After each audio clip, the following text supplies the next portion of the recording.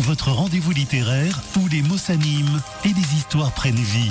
Des coups de cœur, des découvertes et des voyages entre les lignes. Au gré des pages, la passion des livres à portée d'oreille.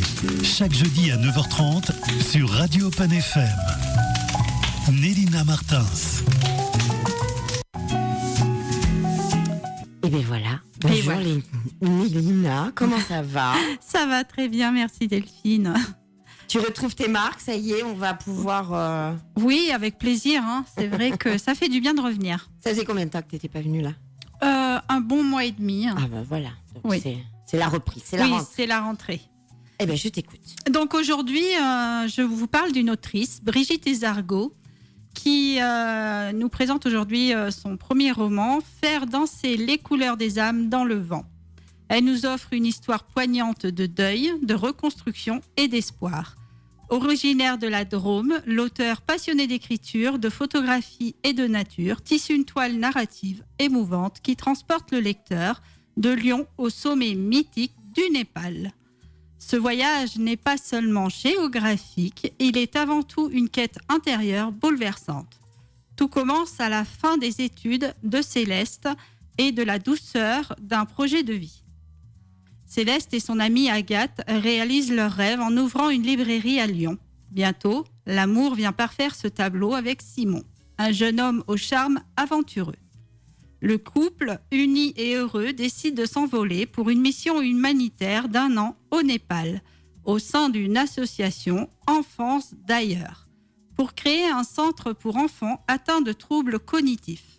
Ce projet, porté par des idéaux et l'amour, les plonge dans un pays aux multiples traditions et cultures. Mais le destin bascule de la manière la plus brutale qui soit. Le 25 avril 2015, un séisme dévastateur frappe le Népal.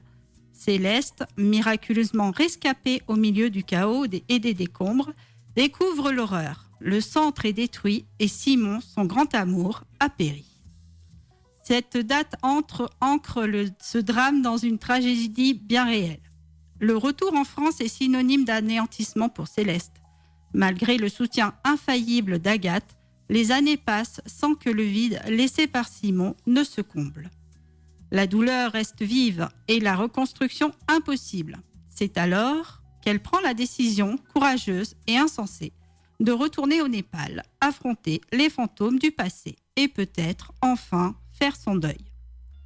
Dans l'avion, Céleste fait la rencontre d'un moine bouddhiste, Lama Loden, qui ouvre une première brèche dans sa carapace. À son arrivée à Katmandou, elle décide de prendre du temps pour elle.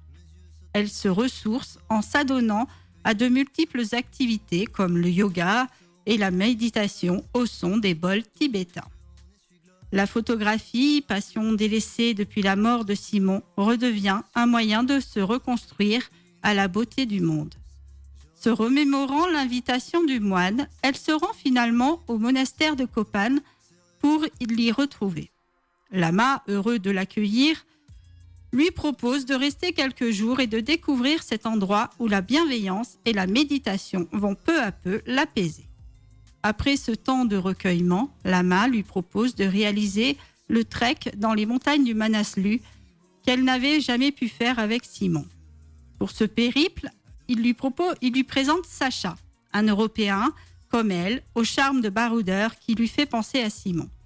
Plus qu'une suggestion, Lama lui impose cet inconnu comme guide. Le cœur du processus de guérison de Céleste se cristallisera lors de ce trek. La première étape choisie à son insu, Arugat Bazar, village du drame, la submerge de souvenirs douloureux, mais aussi de la chaleur des retrouvailles avec des villageois et de la vision d'un centre reconstruit, symbole d'une vie qui continue. Au fil des paysages grandioses et des épreuves partagées, les âmes se dévoilent. Faire danser les couleurs des âmes dans le vent est une réflexion sur la capacité de l'être humain à surmonter les pires épreuves, sur la force des rencontres et sur l'idée que même après la chute la plus violente, il est possible de reprendre un second souffle. Sans vous en dévoiler plus, sur la relation naissante entre Céleste et Sacha et aussi la suite de son voyage, est-ce qu'ils vont réussir leur périple sur cette montagne? Je vous laisse découvrir ce roman qui m'a beaucoup plu,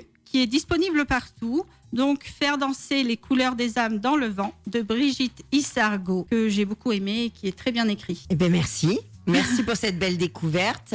Du coup, comme tu l'as dit, on peut le retrouver, je suppose, sur tous les sites, dans toutes les bonnes librairies. Oui, c'est ça, il est disponible partout. Et vous le retrouvez, on a partagé sur la page de la radio la couverture du livre. Et comme ça, vous pouvez avoir tous les renseignements. Et puis, n'hésitez pas, faites des commentaires, posez des questions. On est là pour ça.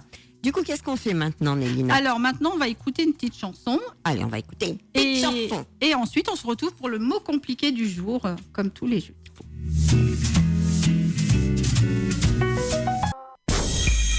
Au gré des pages, votre rendez-vous littéraire où les mots s'animent et les histoires prennent vie. Des coups de cœur, des découvertes et des voyages entre les lignes. Au gré des pages, la passion des livres à portée d'oreille. Chaque jeudi à 9h30 sur Radio Open FM. Nélina Martins.